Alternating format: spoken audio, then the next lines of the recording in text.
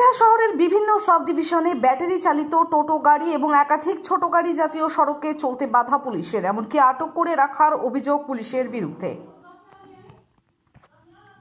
তবে এখনো এই বিষয় নিয়ে প্রশাসনের তরফ থেকে কিছু জানানো হয়নি বলে অভিযোগ সংগঠনের নেতা তথা আইএনটিটিইউসির জেলা সভাপতি পরিমল বর্মন। তিনি আরো বলেন, প্রচুর বেকার শিক্ষিত যুবকেরা এই গাড়িগুলো চালিয়ে তাদের জীবিকা নির্বাহ করে। তাই বুধবার একাধিক বিষয় নিয়ে কোচবিহারের জেলা শাসক অরবিন্দ কুমার মিনার কাছে একটি স্মারকলিপি জমা দিলেন আইটিটিসি জেলা সভাপতি পরিমল বর্মন।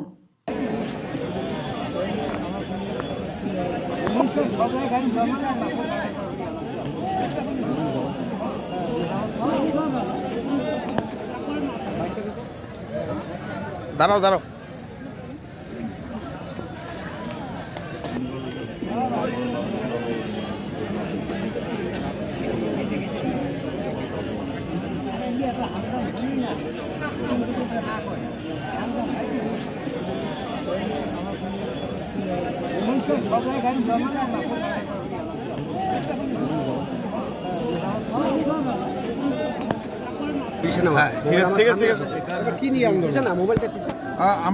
আমরা যেটা লক্ষ্য করছি সেটা হলো সারা জেলাতে বিভিন্ন সাব ডিভিশনগুলোতে ছোটো গাড়ি, টোটো গাড়ি বা এই সমস্ত গাড়ি পুলিশ হঠাৎ করে অ্যারেস্ট শুরু করলো এবং বহু জায়গায় এখনও 10-20টা করে টোটো আটক আছে থানাগুলোতে। আমাদের জেলা স্তরে কোনো মিটিং এসপি সাহেব বা ডিএম সাহেব করেনি, আমরা বিষয়টা জানি না।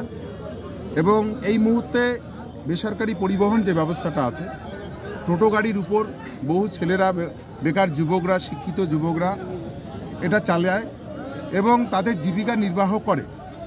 আমরা যেটা লক্ষ্য করলাম, হঠাৎ করে সুপ্রিম কোর্ট বা কেন্দ্রীয় সরকারের মদত থাকতে পারে, হঠাৎ করে সাধারণ মানুষের রুটি রুজির উপর এই যে একটা হস্তক্ষেপ, এটা আমরা শ্রমিক সংগঠন থেকে কখনোই মানতে পারি না।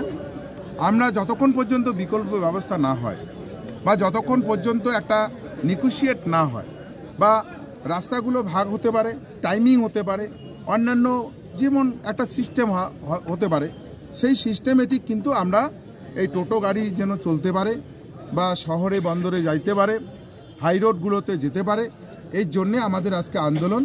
আমরা যেহেতু রাসমেলা চলছে, আমরা অল্প সংখ্যক মানুষ নিয়ে করার কথা। এখানে যদি আমরা সবাইকে ডাকতাম তাহলে লাখো মানুষের সমাবেশ কিন্তু হতো। আমরা সেটা করিনি।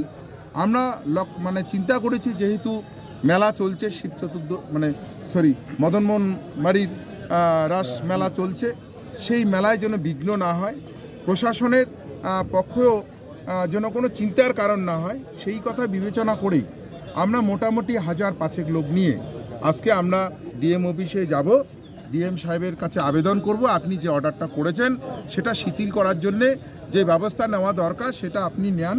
এবং এসপি সাহেবের কাছে আমরা যাব, থানা হুক করে গরিব মানুষের একটা টোটো আটকিয়ে বা তাদেরকে হয়রানি করে বন্ধ করে একটা আলোচনার ভিত্তিতে নেগোশিয়েট করুক।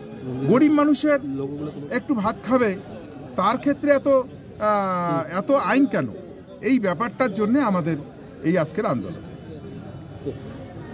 আপনাদের কোনো প্রশ্ন আছে? ঠিক আছে, ধন্যবাদ।